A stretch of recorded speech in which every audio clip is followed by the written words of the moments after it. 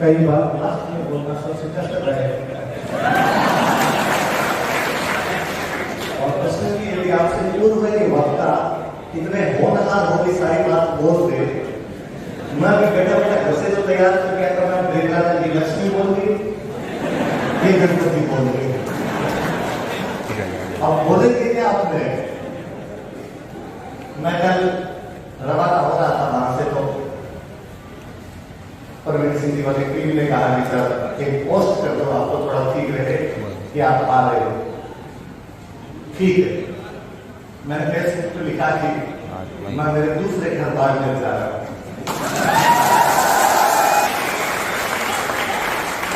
मेरे बारे में पहला ही है, तेरे गांव में कौन जानता है तेरे को?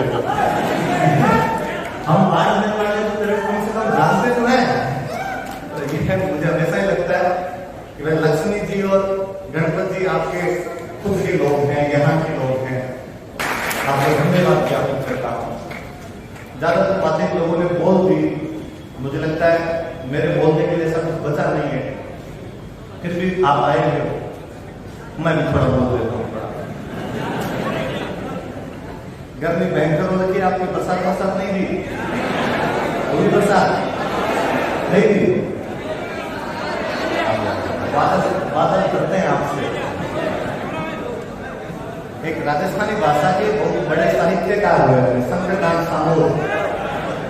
शंकरदास जी सामोल का एक दोहा अपने इस रेगिस्तान की धरती के लिए, अपने मरुस्थल के लिए, कि पानी लोग का ही प्याम हो और रक्त पियोरी रक्त, कि इस धरती को पानी तो क्या ही पिलाया जाए, इसने खून पी लेता है। शंकर मन में समझदार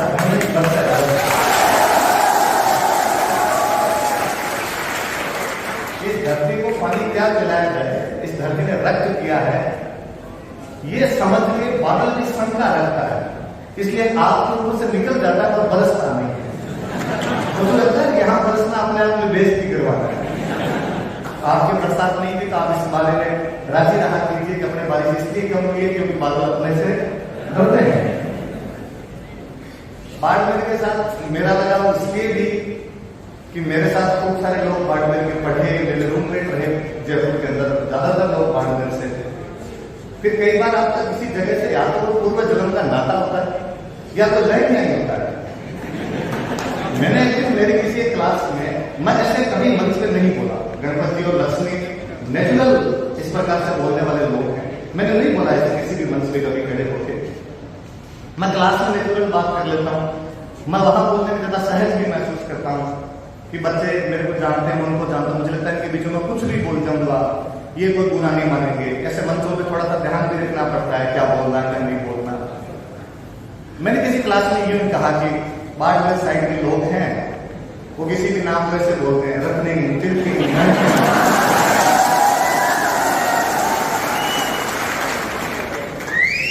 गुरु गणपत जी मेरी बात से सहमत होंगे। हिस्ट्री में अपने कैरेक्टर है, गांधी जी के राजनीतिक गुरु थे गोपाल कृष्ण गोखले। गोखले के बारे में मैंने एक बार पढ़ा था कि गोखले इकोनॉमिक सब्जेक्ट जितने भी होते थे उनके बहुत अच्छी पकड़ रखा करते थे। लेकिन गोखले ने जब अंग्रेजों की सरकार थी, सरकार ने अपना बजट पेश किया, दूसरे दिन जब बजट पर बहस हो रही थी तो गोखले बोले सरकार की कमियां बताएगा। विपक्ष का काम क्या होता है? कमियां बताना, कमियां बताएगा, तुम्हारे बजट में ये कमी, तुम्हारे बजट में ये कमी, तुम्हारे बजट में ये कमी। और इतना अच्छा बोले कि अगले दिन पूरा भारत उनको जान रहा था। तो लाइफ में से लिखी आती है कि गोखले ने एक दिन बजट पर भाषण दिया, रात को जाके सो गए, अगले दिन पूरा भारत उनको जान रहा था। मुझे लगा अपना जो गोखले तो है नहीं, न अपने को बाहर जाने, पर रत्नी को कहीं चीजें बाद में फैसले में सबको बताएगी। ठीक है, मेरे रूममेट हैं, उन्होंने मुझे फोन किया, उन्होंने कहा क्या मेरे मामा जी के लड़के हैं, बस चलाते हैं, उनका पढ़ाई लिखाई से कोई लेना देना नहीं है। वो रत्नी तिलकी वाला वीडियो स्टेटस पे लगा रखा उन्होंने। मैंने पूछा उनको फोन करके कि आप जानते हैं इस आदमी को? ना। क्यों लगा रखा है? बात खाओ की गए। पढ़ाई की तमाम बातें बताई गणपति ने, यही चीजें हैं। मैं बोलता, मैं इनसे पहले बोलता तो तुम्हें सारी बोल देता, ये पहले बोल देता। मुझे एक लगता है हमेशा कि हमें पढ़ते टाइम ये पता रहना चाहिए कि हमें क्या नहीं आता है। लोगों को अपनी कमजोरियां हमेशा पता रहनी चाहिए।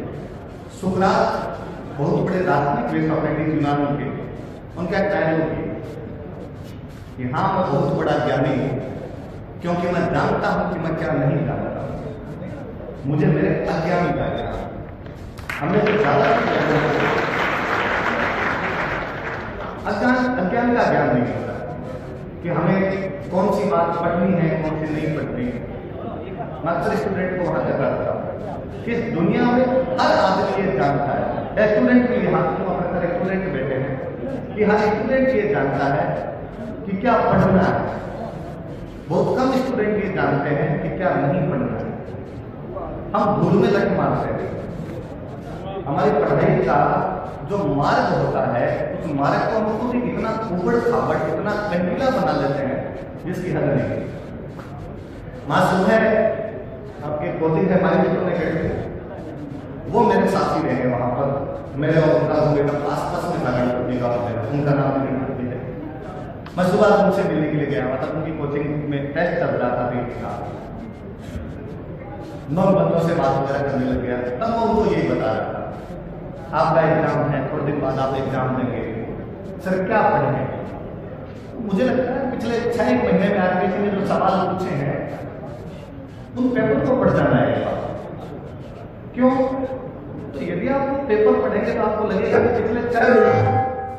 पिछले 6 महीने में आरबीसी 6 सवाल ही पूछ रही है, चेंज नहीं कर पा रही, अपने उन्हीं सवालों को घुमा फिरा के पूछ रही है। हम कोचिंग के नोट्स पढ़ रहे हैं खूब सारे, हम खूब सारे बुक्स उठा के पढ़ रहे हैं। आरबीसी अपने दायरे से बाहर नहीं निकली, उसने ले दे के वो कुछ क्वेश्चन अपने तय कर रखे हैं और उन क्वेश्चन के अंदर से पूछ रही है। पर स्टूडेंट ये काम नहीं करता, बाकी सारे काम करता है। वो जैसा कि मैं लक्ष्मी पहले बता रही थी कि 17 घंटे 18 घंटे इसके अपेक्षा 7-8 घंटे पढ़ लिया जाए, रेगुलर पढ़ लिया जाए, उसमें कंटिन्यूटी ना डेली पढ़ लिया जाए। अभी मेरे मित्र ने गणपति से सवाल किया था कि मोटिवेशन खत्म हो जाता है, आप आए आपको 1 घंटे बोल के चले जाओगे, हम दोबारा मोटिवेट कहाँ से होंगे। मुझे लगता है मोटिवेशन हमारे आसपास से, हमारे आसपास के जो लोग हैं उनके अंदर से आदर्श लेके जाने चाहिए, उनके अंदर से मोटिवेट करने वाले लोग होने चाहिए। यदि आप थोड़ा सा अपने आसपास की नजरें उठा के देखेंगे आपको खुद को लगेगा कि हमारे पास में मोटिवेशन था, हम उस तरफ देख नहीं पाए। मैं आजकल मेरी को लोग जानते इसीलिए हैं कि मैं राजस्थानी भाषा में बोल लेता हूँ या राजस्थानी के दोहे बोल लेता हूँ या राजस्थान का इतिहास पढ़ा लेता हूँ। मैं साइंस का विद्यार्थी था, सीधे सीधे तौर पर इन विषयों से कोई लेना देना नहीं। फिजिक्स केमिस्ट्री मैथमेटिक्स पढ़ी, मैंने पहली बार जो सब्जेक्ट पढ़ाया वो तो मैथमेटिक्स था। मुझे आज भी यदि मेरे किसी सब्जेक्ट पे सबसे कॉन्फिडेंस रहता है कि ये मेरा सबसे अच्छा तो मैथमेटिक्स है, और उसमें मुझे हमेशा लगता है कि मैथमेटिक्स के लिए मुझे कॉपी और पेन की आवश्यकता नहीं है, मैं बिना कॉपी पेन के पढ़ लूँ और बिना कॉपी पेन के पढ़ा लूँ। बीच में मैं एनिमेशन करने लग गया, टॉम डिक हैरी टाइप के कार्टून देखे आपने, ये कार्टून वार्टून बनाने का कोई पेपर हुआ, उस पेपर में पास हुआ और एग्जाम देने लगे।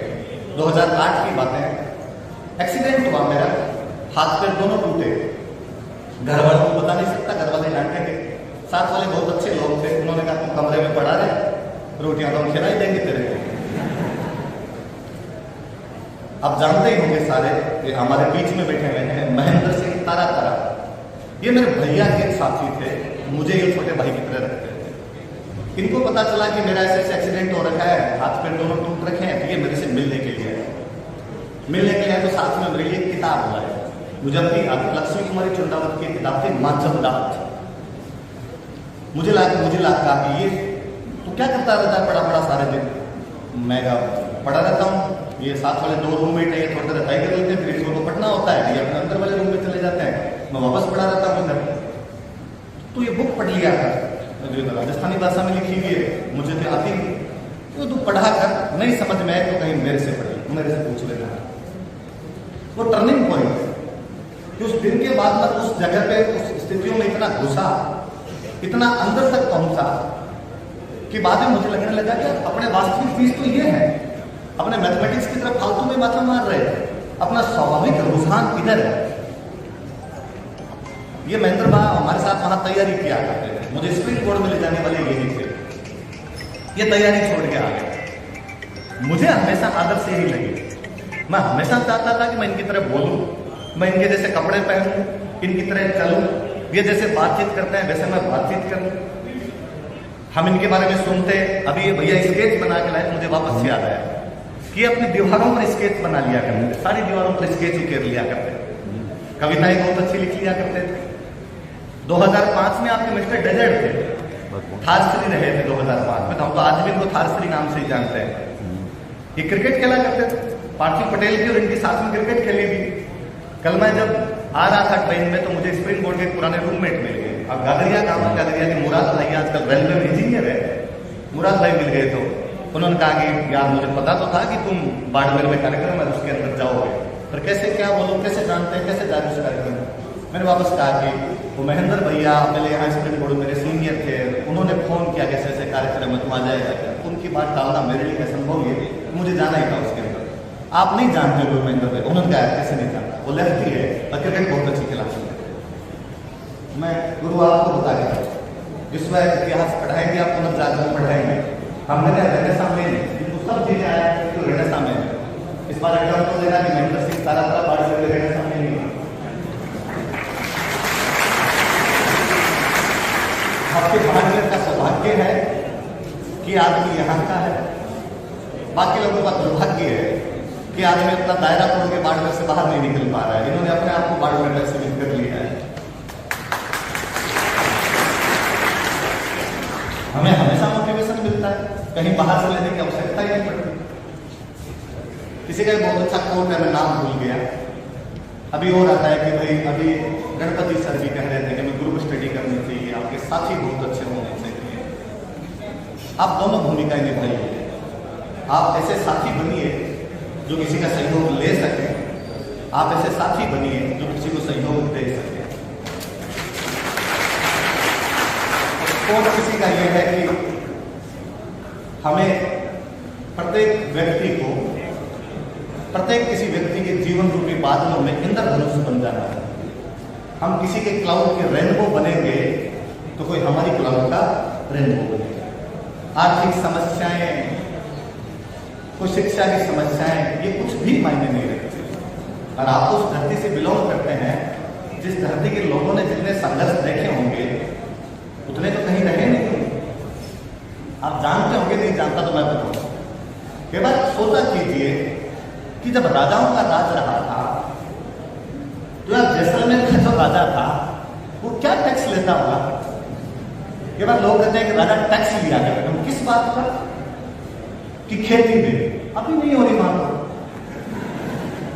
तो पहले तो एकदम ही नहीं हो रही हो। उस राजा ने उस बियाबान रेगिस्तान मरुस्थल जंगल के अंदर इतना बड़ा किला खड़ा किया।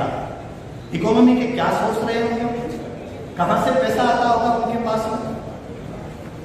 अभी थोड़ा सा कहीं जाके पढ़ेंगे तो आपको पता चलेगा कि भगवान जब कुछ नहीं देता ना तो बहुत कुछ देता है। जब वो एक रास्ता बंद करता है कई रास्ते और खोल देता है। हमारे यहाँ खेती नहीं थी, अच्छे उद्योग नहीं थे, पर भगवान ने लोकेशन बहुत अच्छी थी। आपको लगेगा सर लोकेशन में भी ऐसी कोई ढंगी चीज तो नहीं थी हमें तो। लोकेशन का मतलब ये है कि इधर पाकिस्तान में पड़ता था सिंध, और सिंध व्यापार का बहुत बड़ा केंद्र था। भारत की राजधानी थी दिल्ली और आगरा।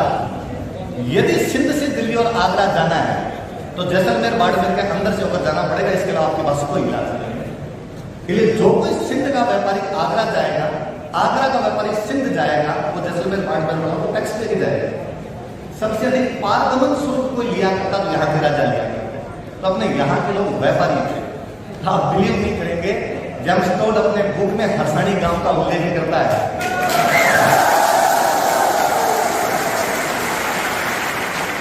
जेम्स टोड की बुक में शिव और कोटड़ा है, वो लिखता है कोटड़ा में किसी समय 400 परिवार थे, आजकल थोड़े लोग बाहर गए हैं इसलिए परिवार 200 बचे हैं। वो लिखता है कि इधर देवका नाम की एक जगह है और देवका के अंदर सूर्य का मंदिर है। वो लिखता है कि बीच में मुलाना नाम की एक जगह है, मुलाना के अंदर सूर्य का मंदिर बना समय उसने पूरे 2 चैप्टर आपके जैसलमेर बाड़मेर पे लिख मारे। आपके लोगों का मुख्य साधन व्यापार था। अंग्रेज आए, अंग्रेजों ने आने के बाद में एक बंदरगाह बनाया बॉम्बे। बॉम्बे बंदरगाह बनते अपने इधर से जो रूट हुआ करते थे वो रूट खत्म हो गए, क्योंकि सिंध की कैपिटल हुआ करती कराची, और यदि जलमार्ग से आप बॉम्बे से कराची जाएंगे तो एकदम ही नजदीक पड़ता है, वो एकदम सामने दिखने वाली सी जगह है, इसलिए अपने यहाँ का व्यापार समाप्त हो गया। तो क्या हमारे यहाँ के लोगों ने पलायन कर दिया? क्या हमारे यहाँ के लोग कहीं पे चले गए? ना, वो इसी धरती में रहे। उन्होंने कहा दूसरा धंधा करेंगे। उन्होंने खेती की तरफ रुझान किया होगा, खेती के नए तरीके लाए होंगे। आज जब बूंद बूंद सिंचाई जैसी बातें करते हैं तो मुझे लगता है यार इसी धरती पे तो आपके पालीवाल ब्राह्मण रहे थे जिन्होंने सबसे पहले खड़ी व्यवस्था शुरू करके बूंद बूंद सिंचाई कर दी थी। आज भारत सरकार इजराइल से बुलाती है किसी को कि कम पानी के अंदर सिंचाई कैसे की जाए। वो पालीवालों के उस पुराने वाटर कंजर्वेशन को क्यों नहीं वापस रिस्टोर कर लेती कि कैसे उन्होंने कम जल के अंदर भी यहाँ पर सिंचाई कर ली। समय बदलता है, सब चीजों का समय बदलता है। वो बाड़मेर जैसलमेर जो कभी ये माना जाता था कि जयपुर के अंदर अफसर अपने जूनियर को डराया करते थे, यदि ढंग से मेरी बात नहीं मानी तो पोस्टिंग बाड़मेर कर दूंगा, ये काले पानी की सजा हुआ करती है। वो बाड़मेर का काला सोना उगलता है।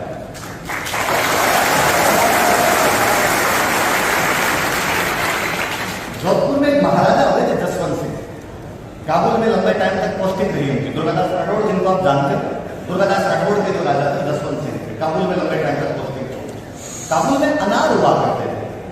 उस राजा जसवंत सिंह को लगा अनार क्यों ना जोधपुर में लगा लिया जाए, क्यों ना बाड़मेर में लगा लिया जाए, और उसने अपने यहाँ पर अनार की खेती की।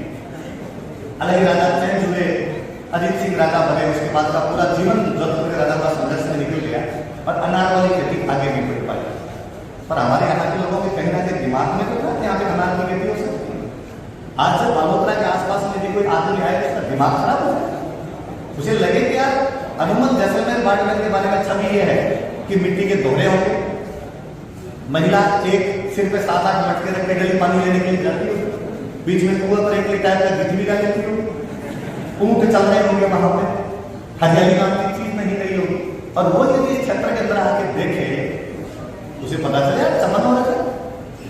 मुझे अपने स्टूडेंट ने एक दिन कहा कि सर ये बार बार क्या कहते हैं जो बाड़मेर में अनार होते हैं, अनार होते हैं, ये भी बताओ हमारे अंगूर होते हैं, और जैसे सिवाना सागर में अंजीर होने लगे। और मुझे लगता है बहुत जल्दी तुम कैसे उड़ा लोगे।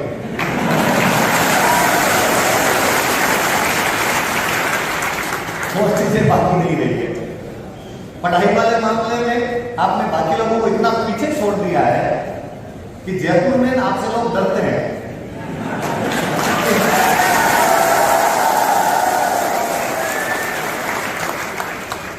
आपके गिराव के महेंद्र प्रताप सिंह जी हमारे सीनियर रहे वो स्प्रिंग बोर्ड में, बड़े भाई जैसे हैं, हमें खूब मोटिवेट वो करते हैं। हमारे आसपास के एक और कैरेक्टर है जिनसे खूब मोटिवेशन मिलता है।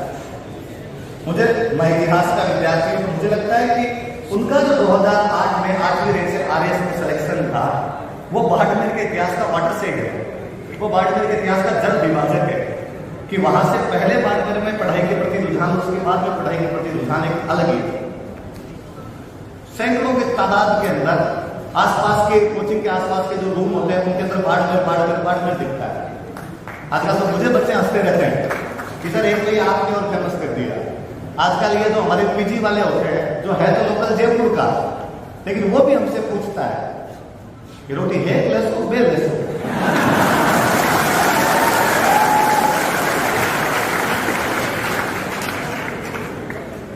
पर मुझे बाड़मेर वालों के साथ खूब लंबे टाइम तक रहने का मौका मिला, इतना नजदीकी संवाद कर रहा। मुझे एक हमेशा ये कमी नजर आई, महेंद्र बहादुर छोड़ के। ये जरूर एक ऐसे करेक्टर हुए जिनके राजस्थान का ऐसा कोई जिला नहीं होगा जिसमें कोई जानकार नहीं। इनकी बदौलत हमारे भी वो दोस्त बने कि हम सब जगह जानते हैं। बाकी आप लोग जयपुर जाके भी रहते सब बाड़मेर वाले साथ साथ में, मुझे लगता है ये टेबू तोड़ दिए जाने चाहिए। जो अभी गणपत जी कह रहे थे कि दायरे तोड़ने इतने सरल नहीं होते, कठिन बात है, लेकिन दायरा तोड़ोगे और खूब सारी चीजें सीखोगे। मैं चूरू का रहने वाला हूँ, यदि मैं बाड़मेर की भाषा सीख गया, यदि मैं बाड़मेर के कल्चर के बारे में जान गया, यदि मैं बाड़मेर के लोगों के बारे में जान गया, इसका एकमात्र कारण था कि मैं बाड़मेर के लोगों के साथ खूब रहा। यदि मैं चूरू वालों के साथ ही रहा होता तो इधर की भाषा सीखने का तो मतलब ही नहीं था। कहाँ से सीख पाते हैं हम? बे नहीं बोलते, आप गुजरात के पास हो इसलिए आप बे बोलते हो, हमारे वहां पे बे का कल्चर नहीं है, हम लोग दो ही कह रहे हैं वहां पर। आप लोगों को भी ये टेबू तोड़ दिए जाने चाहिए, भाषा के टेबू टूटने चाहिए। हम इस बात को लेकर हमेशा यूं कहते रहते हैं कि अपने को इंग्लिश नहीं आती, मुझे नहीं आती। गणपति यही कह रहे थे कि इनकी अंग्रेजी कमजोर थी। पर मैं चाहूंगा कि अगली बार आप में से कोई सेलेक्ट हो यहाँ पर कोई बोले तो ये ना कहे कि उसकी अंग्रेजी कमजोर है। हम किसी भी विषय में कमजोर क्यों है? मैं चाहूंगा कि आप में से अगली बार कोई उद्बोधन दे, संबोधन दे तो अंग्रेजी के अंदर वो संबोधन दे। भाषाएं सीखी जानी चाहिए। पढ़ाई की जब बात की जाती है, अक्सर हम कोचिंग्स में पढ़ाने वाले टीचर या किसी दूसरे सिलेक्ट बंदे को भी अपने जब सुनते हैं तो सारे लोग ये बताएंगे भाई ये बुक पढ़ लेनी चाहिए, ये नोट्स पढ़ लेने चाहिए। मैं आपको इससे भीतर जाके बोलूँगा, नोट्स और इन किताबों से बाहर भी आप तो पढ़ने की हैबिट डालिए। आप कुछ भी पढ़ा कीजिए। मुझे बड़ा विडंबना सी लगती है हमेशा कि हम भारत के लोग प्रेमचंद जी की 3 किताबें नहीं पढ़े होते। प्रेमचंद जैसा महान साहित्यकार हमने प्रोड्यूस किया, और मैं क्लास में बच्चों से पूछ लेता हूँ कि हिंदी लिटरेचर कितने लोगों के पास रहा था। खूब सारे बच्चे हाथ खड़ा कर देते हैं। मैं उनको बताऊँ कि यार कोई कबीर जी के 5 दोहे सुना दो, या तुलसी के 5 दोहे सुना दो, या रहीम जी की 5 दोहे सुना दो, तो मुस्कुरा के वापस कहता है सर वनवीक श्री क्यों ये कर रहे हो वापस आप? आपको पता है कि जो हमने पढ़े नहीं। मैं वापस कई बार बच्चे आते हैं पूछने के लिए, सर ये नोट्स तो आपने पढ़ा दिए और क्या पढ़े? प्रेमचंद जी को पढ़े, फणीश्वर नाथ रेणु को पढ़े, विजयनाथ देथा को पढ़े, लक्ष्मी कुमारी वृंदावत को पढ़े। इससे भी और अच्छा फिल्में देख, जितनी देख सकता है उतनी देख। ये भगवान जाने हमारे मन में फिल्मों के प्रति टैबू कहां से आया कि फिल्मों का नाम लेना अश्लील सा माना जाता है। जैसे कहा जाए कि फिल्में देखी जाए, अगला मुस्कुराता है अच्छा। हमें एक काम करना पड़ता है, आपके सोच के दायरे इतने खोलेगी जिसकी हद नहीं। हो सके तो विश्व सिनेमा देखिए, हॉलीवुड की मूवीज देखिए, दिमाग के दायरे खुलेंगे। बाहर निकलिए टेबल से। किसी का बहुत अच्छा स्टेटमेंट है कि मैं ये नहीं पूछूंगा कि तुमने क्या क्या पढ़ रखा है, मैं तुमसे यह पूछूंगा कि तुम कहां कहां घूमे। कि पढ़ाई से भी ज्यादा हमें यात्राएं सिखाती है सारी चीजें। पर चूंकि हम विद्यार्थी जीवन के अंदर है तो हम घूम नहीं सकते, तो फिर दुनिया को जानने का दूसरा अच्छा तरीका पढ़ाई है। तो पढ़ा जाए, क्या पढ़ा जाए क्या नहीं पढ़ा जाए ये साइड की बात है। जो किताब जैसे किताब जो सामने आती वो पढ़ी है। मैंने 10th तक क्रिकेट सम्राट इतनी पढ़ी होगी, इतनी भयंकर पढ़ी होगी कि मुझे यदि कोई कहे कि क्रिकेट पे 10 घंटे तक लगातार बोलना है, मुझे मजा आता है। और मुझे लगा ये वाला टॉपिक सही किया, पर यहाँ मैं बहुत अच्छा बोला। मुझे कोई बॉलीवुड के बारे में पूछना चाहे, मुझे लगा हाँ ये वाला टॉपिक बहुत अच्छा। मैंने जयप्रकाश चौकसे के लेख कई सालों तक पढ़े। मैंने फिल्मी मैगजीन खूब सारी पढ़ी होगी, यहाँ मैं बहुत अच्छी सी बात करता हूँ। साहित्य की बात की जाए मुझे अच्छा लगता है। अंग्रेजी नहीं आने का मुझे एक हमेशा ये मलाल रहा, अच्छी अंग्रेजी नहीं आने का। यार अच्छे इंग्लिश तो राइटरों की किताबें नहीं पढ़ पाए, जबकि ज्यादातर जो किताबें हैं वो इंग्लिश के अंदर।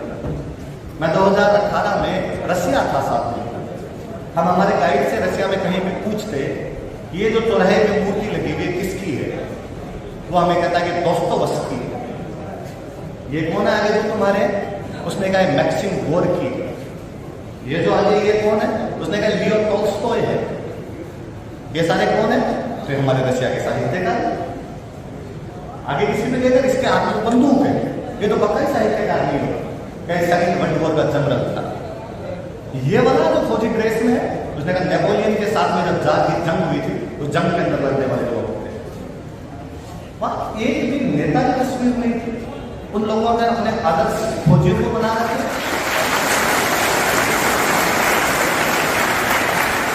उन लोगों ने अपने आदर्श पढ़ने लिखने वाले लोगों को बना रखे। हम अक्सर नेताओं के अंदर आदर्श ढूंढने लग जाते होंगे, उनमें भी आदर्श होते हैं। हर पैसा उनके अंदर भी अच्छे या बुरे लोग होते हैं। पर फिर भी विद्यार्थी जीवन के अंदर पॉलिटिकल कमेंट्री से जितना बचा जाए उतना बच लिया जाए। मुझे कई बार बहुत लगता है, मैं महेंद्र वहां पर हमेशा कहता रहता हूँ कि मुझे कई बार लगता है कि जकरबर्ग बहुत जल्दी बाढ़ में आके आपको सम्मानित कर दिया जाएगा। कि बाड़मेर वाले जितने फेसबुक पे हैं उतना दूसरा संबोधन कोई दूसरे जिले के लोग नहीं मिले। विद्यार्थी जीवन में थोड़ा सा सोचिए। मैं नहीं कहूंगा कि आप सोशल मत होइए, आप सोशल रहिए, खूब सोशल करिए, एकल थोड़ा होना इतना अच्छा भी नहीं होता है, पर इस सोशल मीडिया से थोड़ा सा दूर रहिए। ज्यादा प्रयोग नहीं किया जाए। एडिक्शन जिस चीज को हम करते हैं अति सर्वत्र बचिए, अति बुरी हो जाती है, वो अति को त्याग है। आप फिक्स कर लीजिए कि मुझे आधा घंटा, पौना घंटा, 1 घंटा ये व्हाट्सअप चलाना है, इंस्टाग्राम चलाना है, फेसबुक चलाना है, अब जो दूसरा चलाते हैं वो चला लीजिए, पर उसके अलावा बाकी टाइम के अंदर आप किताबें पढ़ने की हैबिट डालिए। आप यदि मोबाइल में भी कुछ पढ़ रहे हैं तो मतलब किंडल डाउनलोड कीजिए, एक ऐप आता है किंडल, उसमें किताबें हैं खूब सारी, वो किताबें वहां से डाउनलोड कीजिए, सस्ती मिल जाएगी, वो किताबें पढ़ना सीखिए। आप यात्राएं करते हैं, आप बस में कहीं जा रहे हैं 3-4 घंटे, आपने जब बस में 3-4 घंटे जाना होता है आपके दिमाग में रहता है कि मोबाइल चार्ज कर लेते हैं, तो 4 घंटे बैटरी तो डाउन ना, और 4 घंटे मैं वीडियो देख लूँगा। कई बार मेरे को कोई स्टूडेंट आगे कहता है कि सर मैं सारे दिन आपकी वीडियो देखता हूँ, और मैं उसको कहना चाहता हूँ तू देखता नहीं है, यूट्यूब दिखा रही है, तूने मेरे 2 ही वीडियो देखे होंगे। यूट्यूब ने आर्टिफिशियल इंटेलिजेंस से ये पता लगाया कि तेरी रुचि किसकी है। अब तू नहीं चाहेगा तो भी जैसे यूट्यूब खोलेगा उसमें वीडियो में रही है, उसने आपके दिमाग को कैप्चर कर लिया पूरी तरीके से। आप इसकी अपेक्षा ये कोशिश कीजिए कि आप किताबें साथ में लेके जाए। मैं घर वाले बीकानेर रहते हैं, मैं भी जयपुर से बीकानेर जा रहा था, गया रास्ते में क्या किया जाए, एक जेपी पे लिखी हुई बुक पढ़ी थी, 3-4 घंटे का रास्ता था, जितनी खत्म हुई जेपी वाली बुक कंप्लीट कर 4 बातें नहीं सीखा उससे। मैं कंपटीशन नहीं देता, मैं कोई तैयारी नहीं करता, मैं केवल पढ़ने का ही काम करता हूँ, पर मुझे लगता है कि एक व्यक्ति अपने पूरे जीवन में विद्यार्थी बना रहता है। हमें कलाम सर से ये सीखने की बेहद आवश्यकता है कि अंतिम समय तक पढ़ते रहे। पढ़ाई जो भाई गणपति कह रहे थे कि माँ सरस्वती आप पर कभी ऋण नहीं रखेगी, आप कुछ भी पढ़ लेंगे, कहीं से भी पढ़ लेंगे, वो काम आएगा। आज ईद उल अजहा है, ईद है, आज कुर्बानी का त्यौहार होता है। किसकी कुर्बानी दी जाए? हालांकि अब हमने सिंबॉलिक रूप में बकरे की, भेड़ की कुर्बानियां देने शुरू कर दी। बाकी इस त्यौहार के पीछे लॉजिक ये था कि उन चीजों की कुर्बानी दे दी जाए जिनके हम एडिक्ट हैं, हम मोह माया में ना फंसे किसी भी चीज में। बस ईद के दिन आप ये भी संकल्प लें, विद्यार्थी जीवन में जितने भी लोग हैं, कि सोशल मीडिया का थोड़ा प्रयोग हम करें। सारा एक साथ नहीं छूटेगा आपसे, पर जितना छूट जाए उतनी भली बात, जितना कम हो जाए उतनी ठीक। रोजगार की चिंता रहती है, विद्यार्थी जीवन में स्वाभाविक चिंता है कि रोजगार की चिंता रहे, और उसको बर्डन मत बनाइए, उसको भी अपने ऊपर ला दिए कि सिलेक्शन करवाना, सिलेक्शन करवाना, सिलेक्शन करवाना। मैंने ऐसे बच्चों को अक्सर जो गणपति बता रहे थे, एग्जाम में हड़बड़ होते देखा है। थोड़े से चिल रहेंगे, थोड़ी सी लाइफ को एंजॉय करेंगे, उसके साथ पढ़ने वाले बच्चे इन चीज़ों को ज़्यादा अच्छे से इजीली कैप्चर कर पा रहे थे, ज़्यादा अच्छे से उसको परस्यू कर पा रहे थे। जिन लोगों ने इतना लोड नहीं लिया, उन लोगों के इतने एग्जाम में सिलेक्शन हो जाते हैं जिसकी हद नहीं। गणपति वाले आप सारे जानते हो, बहन लक्ष्मी 3rd ग्रेड में सिलेक्शन हुआ, 2nd ग्रेड में सिलेक्शन हुआ, थानेदार में हुआ, RS लग गई, ये काम तो हो गई, पढ़ती नहीं है, IAS ने तो IAS के अंदर लग गई। इधर आप मुझे नहीं पता खड़े होंगे, भंवरलाल जी बदारा खड़े थे। ये हमारे 2015 में हमने एक बार 1st ग्रेड का बैच बना लिया था, अनुमान स्प्रिंग बोर्ड में हमारे IAS की तैयारी करवाते हैं, तो उस साल वो एक बैच बन गया था। ये हमारे वहाँ के स्टूडेंट थे, मैं पढ़ाया करता था स्प्रिंग, लगभग हम उम्र से ही है, तो दोस्त टाइप वाला सा था, गुरु वाला कभी बन ही नहीं पाया था अपने आप में। ये पुलिस में थे, बाद में नर्सिंग वाले किसी डिपार्टमेंट के अंदर थे, बाद में 1st ग्रेड के अंदर सिलेक्शन हो गया। इस बंदे का हिस्ट्री से सीधे सीधे तौर पे कोई लेना देना नहीं, जो नर्सिंग सब्जेक्ट से था, जो अपनी नौकरी करते हुए साथ में इधर एग्जाम दे रहा था, और उन लोगों के सिलेक्शन हो गया। और कई बार हम खुद को ही कम आंक लेते हैं, एक आधी नौकरी के अंदर सिलेक्शन होता है, उसके बाद में हम खुद ही संतोष धारण कर लेते हैं। अक्सर अपने बुजुर्ग कहा करते थे कि संतोषी होना अच्छी बात है। अब छोड़िए इस चीज, संतोषी होना कतई अच्छी बात है, संतोषी होना बहुत बुरी बात है। ये विजय बेटा, ये मैं रूम के पास ही रहा करता था, छोटे भाई जैसा है, बास्केटबॉल का बहुत शानदार प्लेयर है, बॉडी बॉडी बना के घूमता है। वहाँ भी डेली मेरे को सुबह सुबह उठा के लेके जाता है कि उठो दौड़ो, दौड़ते नहीं हो, थोड़े दिन के अंदर लकवा मार जाएगा, कुछ और हो जाएगा आपके, ये दौड़ाने के लिए लेके भी जाएगा। फिर इसका 3rd ग्रेड में सिलेक्शन हो गया, ये इधर एंजॉय कर रहा है, संतोष धारण कर लिया। मुझे उस टाइम लगता था ये पास नहीं रहता था, छोटे भाई जैसा था, बहुत जूनियर है मेरे से। तब कई बार याद करके आता कि आज मैंने हिस्ट्री के 10 पन्ने याद कर लिए, सुन लोगे आप? अभी फ्री बैठा रहता था तो सुना दे, और ये मुझे बिट्टू वैसे वैसे पन्ने सुना दिया करता।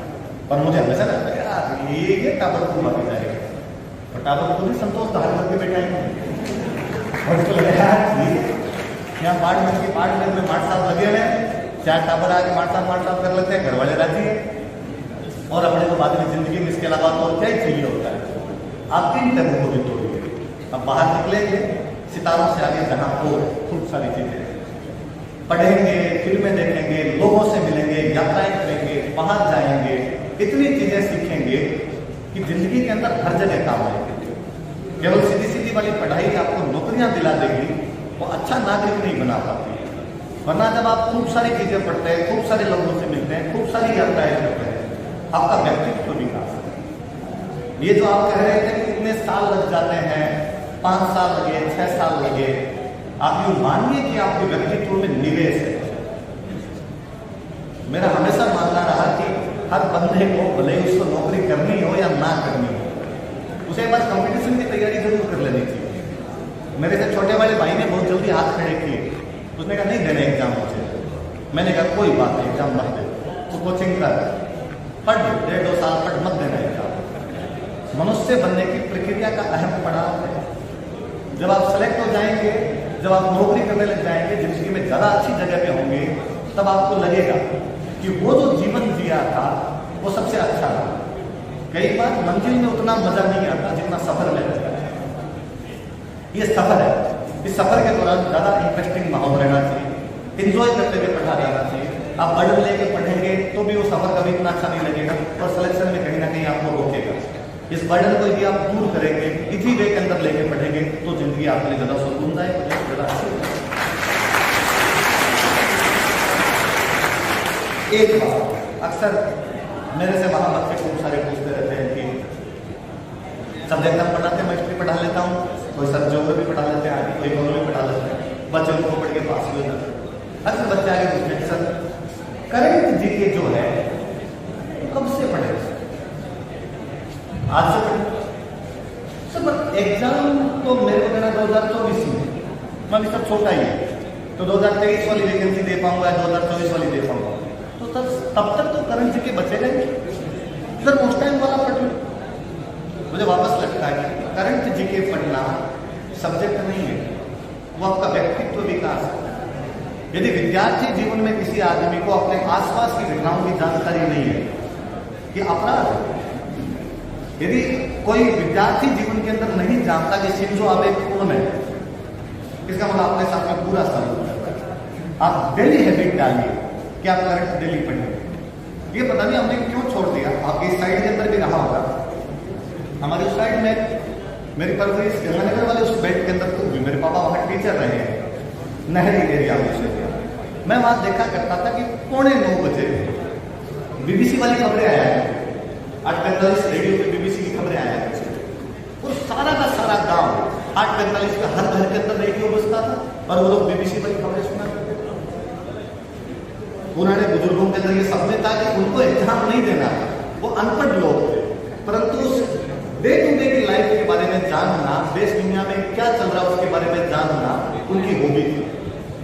हमने हमारी ये हॉबी भी क्या की, इसलिए एक तो हैबिट डालिए कि डेली अखबार पढ़े, सुबह सुबह ना पढ़ा जाए, सुबह सुबह अखबार साफ लोग पढ़ते हैं, लक्ष्मी और गणपति पढ़े तो भले लगते हैं, सुबह सुबह पढ़ते हैं।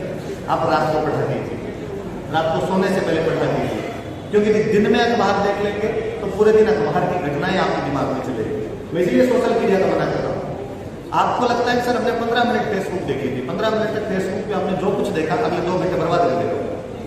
अगले 2 घंटे तक वो पढ़ाई तो कम से कम आपके दिमाग में नहीं जाने देगा, इसके अलावा दूसरी इधर उधर की खूब सारी बातें आपके दिमाग के अंदर चलती रहेगी। ये कि वो अखबार वाली बात है कि अखबार रात को पढ़ लिया जाए, अपने लिए वो एक सब्जेक्ट बना के पढ़ लिया जाए, वैसे पढ़ लिया जाए, यदि आपको पर्सनैलिटी डेवलपमेंट टाइप से नहीं पढ़ा जाए कि हमारे लिए सब्जेक्ट है। पर डे टू डे की लाइफ के बारे में सब लोगों को पता होना चाहिए। अक्सर लोग कहते हैं इंटरव्यू की तैयारी कैसे करें, मुझे लगता है कि ये तैयारी थोड़ी होती है इसकी, ये तो जीवन प्रक्रिया है। हमने 20, 22 साल, 23 साल, 24 साल, 30 साल की उम्र में आप एग्जाम देने के लिए गए हैं, उस समय तक जो कुछ सीखा है वो सब कुछ पूछा जाए। और यदि सीखने की प्रक्रिया को बाधित कर दिया है फिर तो मतलब ही नहीं बचा। मैं अधिक समय नहीं लूंगा आपका, गर्मी पड़ रही है भयंकर वाली, मैं इस बात को ज्यादा जानता हूँ। हालांकि हम राजस्थान के लोग हैं, इस गर्मी को झेलने के आदी हैं। अभी मैं जब बैठा था तो प्रवीण मुझे कह रहे थे कि सर इधर बैठ जाओ, ऊपर पंखा है। फिर इन्होंने मेरी साइड में लाके फिर पंखा और लगाया इन्होंने। मुझे लक्ष्मीपुरी चंद्रावत का एक किस्सा याद है। हिरोशिमा नागासाकी में बम डाले गए, जापान में हिरोशिमा नागासाकी, तो वो बम डाले गए, बम डालने के कई साल बाद में कहा गया कि दुनिया में इस प्रकार के हथियारों का प्रयोग ना हो। 1970 के दशक की बात है।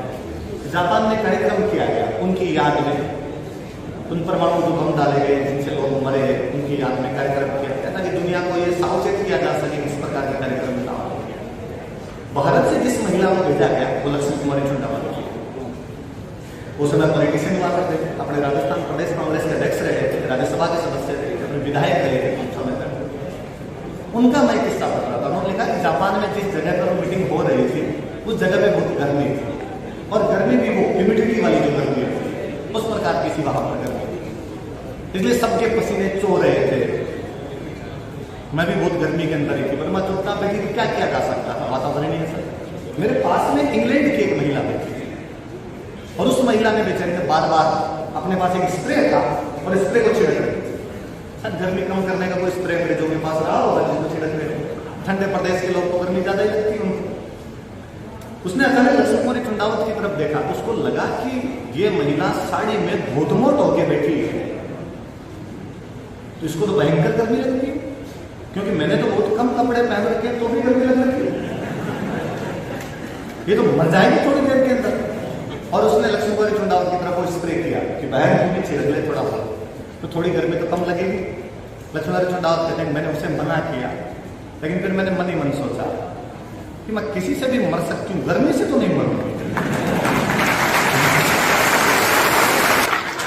मैं राजस्थान से बिलोंग करती हूँ, उसमें बिलोंग करती हूँ। बीकानेर रियासत में रावतसर नाम की जगह पर थी, जिला हनुमानगढ़ हो गया, वहां उनकी शादी हो रही थी, तो वहां से बिलोंग करते हो, इसलिए कम से कम इस चीज से तो मैं नहीं मरूंगी। उसको कहा कि मैम ये तो तुम अपने पास रखिए, पर फिर भी हॉल का वातावरण इतना ज्यादा सा हो रखा है, मैं ज्यादा समय नहीं लूंगा आपका।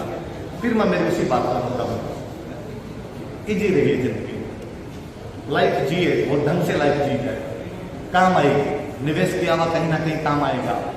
अब यदि पढ़ाई में, अच्छी चीजों को पढ़ने में, सीखने में, देखने में लगाओगे, कितना जिंदगी काम है।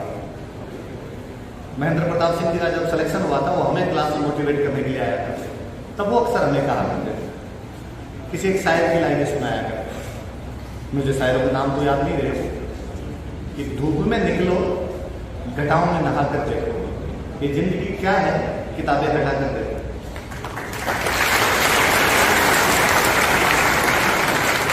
अक्सर में एक और, जब हम ये बात करते हैं कि हमारा कोई आदर्श है, हम किसी से मोटिवेशन लेते हैं, मेरे में भी ये कमी रही है, आप में भी रहती हो, हम हमेशा एग्जैक्टली उसके जैसा बनने का प्रयास करते हैं कि जैसे ये पढ़ा था मैं पढ़ लूंगा।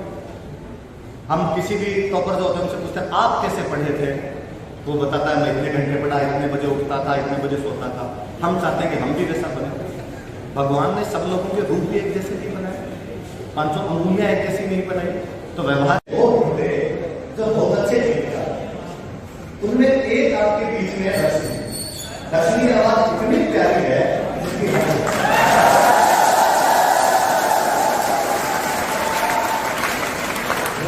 है। मुझे गीत का गया, मुझे लगा कि जैसे जो लोग अपने गीत गाते हैं वैसे ये भी गाया कि अच्छा गीत गाते स्कूल कॉम्पिटिशन वगैरह गए हो, स्कूल थोड़ा लग गया, आप लास्ट में कह देना कि गीत सुना रहा है।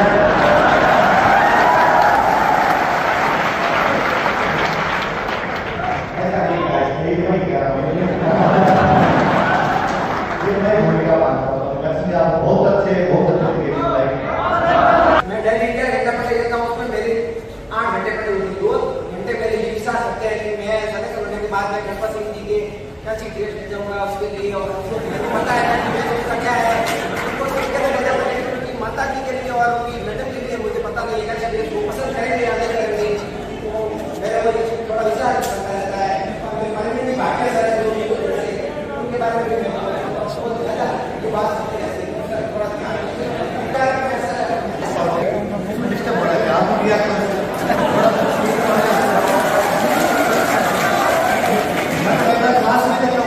क्लास में कोई बच्चा मैं पढ़ा रहा हूँ और पढ़ाते था तो दूर ही अलग है, तो क्या वो सोचता है एसडीएम बनने के बाद ओपन बॉडी जीप पे जाऊंगा तो हाथ कैसे हिलाना सबके साथ आपके साथ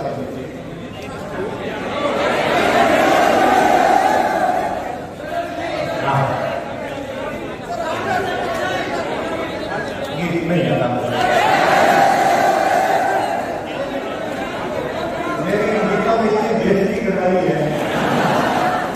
मैं इतना बेसुरा जाता हूँ कि लोगों को लगता है भाई चुप हो जाता है।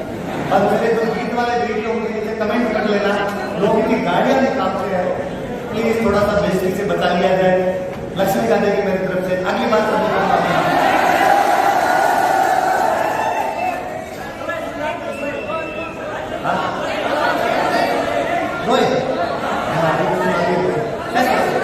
बातों के बीच में जो है थोड़ा अच्छा लगता है। सलाह की किसी कहा जाए तो सुना जाएगा नहीं होता।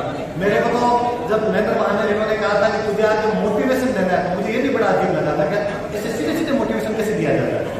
मैं नेचुरल 1-2 घंटे की क्लास होती है, उसमें बीच में 5 मिनट 7 मिनट कुछ ही बोल जाता हूँ। आपके साथ दिक्कत हुई, आपके पास मेरे वही वीडियो पहुंच पा रहे जिनमें मेरी बात की हुई है। इसलिए ज्यादातर लोगों को तो ये लगता है कि स्प्रिंग बोर्ड में बात करने के लिए रखा हुआ हूँ। प्री वाले जब एग्जाम थे तो एक दिन एक बच्चा मेरे पास आया, उसने आके कहा कि सर मेरे पापा का फोन है और मेरे पापा ने आके कहा कि तुम्हारी कोचिंग बहुत अच्छी है। तो मैंने कहा पापा वाकई हमारी कोचिंग बहुत अच्छी है, मैं तो हमेशा तारीफ करता हूँ कि हमारा स्प्रिंग बोर्ड एक परिवार की तरह है, हमारा स्प्रिंग बोर्ड बहुत अच्छा है, कोचिंग बहुत अच्छी है हमारी। उनका नहीं पढ़ाई वाली बात नहीं कर रहा, पर तुम्हारी कोचिंग कितना ध्यान रखती है तुम्हारा कि बच्चा प्रेशर में नहीं आ जाए, इसलिए प्रेशर रिलीज करने के कार्यक्रम भी चलाती है। मैंने कहा हाँ बाबा, कई बार बीच बीच में कोई टॉपर्स आते हैं, टॉपर्स आके और यूं बातें करके जाते हैं। उनका नहीं, तुमने एक कॉमेडियन भी तो रखा था जो 2-2 मिनट आगे 2 घंटे की क्लास में एक आदमी 2 मिनट आता है, बात करके चला जाता है। कौन? क्यों एक दाढ़ी वाला सा आता है तुम्हारे वहां पे? मैंने कहा, स्टूडेंट ने कहा अपने पापा को नहीं को पढ़ाते तो 2 घंटे बीच में 2 मिनट कोई बात कर लेते हैं। उनका मैंने वही सुना था, पर मुझे और लगता है मेरे वाले वीडियो वो लोग तो देखते ही नहीं जो पढ़ाई करते हैं, वो देख रहे हैं जिनका पढ़ाई से कोई लेना देना नहीं है। आजकल या तो महिलाएं देख रही है कि चौथ का व्रत कैसे खोलते हैं, तो अब वो बात काम आ रहा है। तो लक्ष्मी आप ये समझ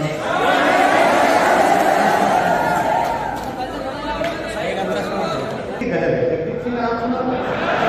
राजस्थान के रहे, आपने सुनी भी होगी यूट्यूब पे, मेरे पहले किसी बेच पे गए भी होगी, जगजीत सिंह की गजल क्यों ना निकल गए आपने, है ना।